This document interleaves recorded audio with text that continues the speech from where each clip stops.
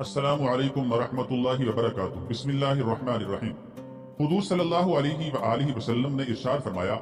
جب کوئی بندہ مسواک کرے اور پھر کھڑا ہو کر نماز پڑھنے لگے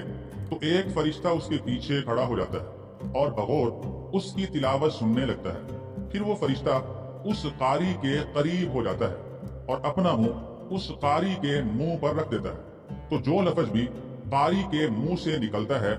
وہ سیدھا فرشتے کے پیٹ میں داخل ہو جاتا ہے۔ لہذا قرآن شریف کے لیے اپنے منہوں کو صاف ستھرا رکھا کرو۔ ایک رات حضور اقدس صلی اللہ تعالی علیہ وآلہ وسلم کو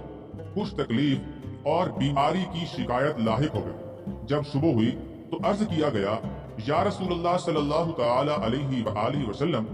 آپ پر درد کے آثار واضح محسوس ہو رہے ہیں۔ فرمایا، سنو، الحمدللہ، اس درد کے باوجود جو تم محسوس کر رہے ہو، میں نے گزشتہ رات نماز تہجد میں 7 لمبی سورتیں پڑھی۔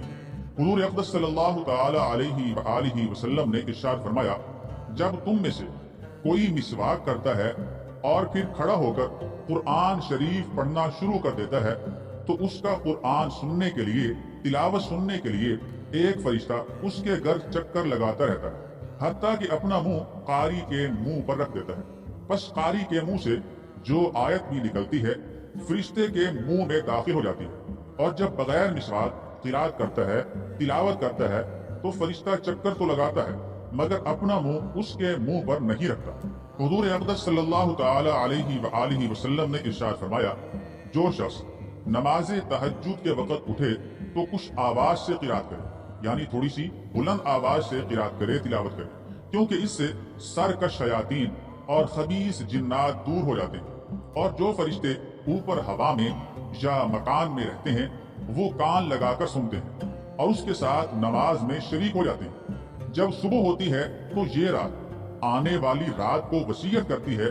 کہ اس کو تہجد کے وقت اٹھا دینا، اس کو تہجد کے وقت بیدار کر دینا، اور اس پر ہلکی ہو جانا کہ اس کو بے ہوشی والی نیند نہ آنے پائے۔ جب اس کی موت کا وقت آتا ہے، آخری وقت آتا ہے، تو قرآن شریف اس کے سرانے کھڑا ہو جاتا ہے۔ جب لوگ اس کے غسل اور کفن سے فارغ ہو جاتے ہیں تو قرآن مجید اس مردہ کے سینے اور کفن کے درمیان میں آ جاتا ہے۔ جب وہ دفن کر دیا جاتا ہے اور منکر نکیر آ جاتے ہیں تو قرآن شریف باہر نکل آتا ہے اور میت کے اور ان دونوں فرشتوں کے درمیان میں آ جاتا ہے۔ وہ دونوں فرشتے قرآن سے کہتے ہیں، تو ہم سے ایک طرف ہو جا، ایک سائیڈ پہ چلا جا، کیونکہ ہم اس سے کچھ سوال و جواب کرنا چاہتے ہیں۔ قرآن کہتا ہے، اللہ تعالیٰ کی قسم، میں تو اس سے ہرگز جدا نہ ہوں گا حتیٰ کہ اس کو جنت میں داخل کر دوں۔ اگر تم دونوں کو اس کے بارے میں اللہ رب العالمین کا کوئی حکم ہوا ہے تو بجا لاؤ، یعنی اسے پورا کرو۔ پھر قرآن شریف میت کی طرف دیکھ کر کہتا ہے، کیا تم مجھے پہچانتے ہو؟ وہ کہتا ہے، میں تو نہیں پہچانتا ہوں۔ قرآن کہتا ہے،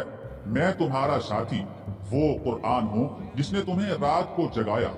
اور دن کو بھوکا پیاسا رکھا۔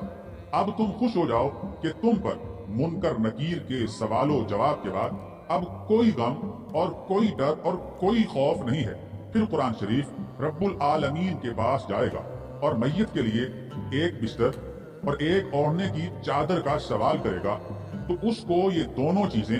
اور ایک نور جنت کا قندیل اور ایک جنتی یاسمین پھول عطا کر دیا جائے گا، اور دنیا کے آسمان کے 1000 فرشتے اعزازی طور پر ان چیزوں کو اٹھا کر لائیں گے۔ ابھی یہ فرشتے راستے ہی میں ہوں گے کہ قرآن کریم ان سے پہلے قبر میں میت کے پاس پہنچ جائے گا اور اس سے کہے گا، کیا تمہیں میرے بعد کوئی وحشت تو محسوس نہیں ہوئی، کوئی ڈر تو محسوس نہیں ہوا؟ میں تو تمہارے لیے اللہ رب العالمین کے پاس برابر سفارش کرتا رہا ہوں۔ اتنے میں فرشتے وہ چیزیں لے کر پہنچ جائیں گے، قبر میں بستر بچھا دیں گے، چادر اس کے پیروں کے پاس رکھ دیں گے اور یاسمین پھول کو اس کے سینے کے پاس رکھ دیں گے، اور قبر کو قندیل سے منور کر دیں گے، اور قبر میں 500 سال کی مسافت کے برابر کشادگی کر دی جائے گی، یعنی قبر کو وسیع کر دیا جائے گا، اور میت کو داہنی کروٹ پر لٹا دیا جائے گا۔ قرآن کریم روزانہ اس میت یعنی صاحب قرآن کے اہل و عیال کے پاس، گھر والوں کے پاس 1 یا 2 مرتبہ چکر لگائے گا، ان کے لیے خیر اور برکت کی دعا کرے گا، اور میت کے پاس اس کے اہل و عیال کی خیر خبر پہنچائے گا۔ اگر اس کا کوئی بچہ قرآن شریف کی تعلیم حاصل کر رہا ہوگا تو اس کو خوشخبری سنائے گا، اور اگر اس کے اہل و عیال میں، اس کے گھر والوں میں بدعملی ہو رہی ہوگی تو روزانہ قرآن پاک پھر بھی 1 یا 2 مرتبہ اس حافظ کے گھر والوں کے پاس آئے گا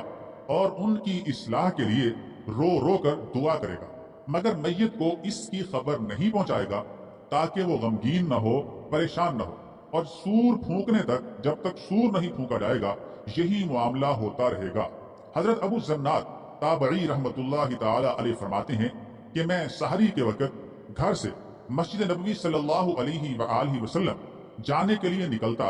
تو جس گھر سے بھی میرا گزر ہوتا، جس گھر کے قریب سے بھی میں گزرتا، اسی سے قرآن کے قاری کی تلاوت کی آواز آ رہی ہوتی تھی۔ سبحان اللہ۔ حضرت ابو قتادہ رضی اللہ تعالی عنہ سے مروی ہے کہ ایک دفعہ جناب رسول اللہ صلی اللہ تعالی علیہ وآلہ وسلم رات کو حالات کا جائزہ لینے کے لیے نکلے تو اچانک ابو بکر رضی اللہ تعالی عنہ کے پاس سے گزرے، جو نماز تہجد میں بہت پست آواز سے، آہستہ آواز سے قرآن شریف پڑھ رہے تھے، اور عمر رضی اللہ تعالی عنہ کے پاس سے گزرے تو بہت بلند آواز سے تلاوت کر رہے تھے۔ صبح کو جب یہ دونوں حضرات نبی کریم صلی اللہ تعالی علیہ وآلہ وسلم کی بارگاہ عالی میں اکٹھے ہوئے تو فرمایا، ابو بکر، میں رات آپ کے پاس سے گزرا تو آپ بہت پست آواز سے، آہستہ آواز سے تہجد میں قرآن شریف پڑھ رہے تھے۔ عرض کیا، یا رسول اللہ صلی اللہ علیہ وآلہ وسلم، میں اس ذات کو سنا رہا تھا جس سے میں شرف مناجات اور ہم کلامی کر رہا تھا،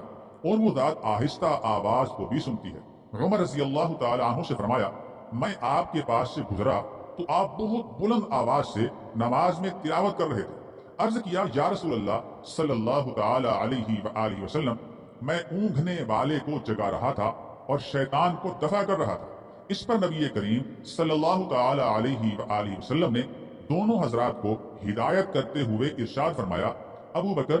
آپ تو اپنی آواز تھوڑی بلند کرو، اور اے عمر، تم اپنی آواز قدر پست کرو۔ ابو داؤد کی ایک روایت میں یہ اضافہ بھی ہے کہ جناب رسول اللہ صلی اللہ تعالی علیہ وآلہ وسلم نے صبح کو حضرت بلال رضی اللہ تعالی عنہ سے فرمایا، بلال، اور رات کو میں نے تہجد میں آپ کی تلاوت سنی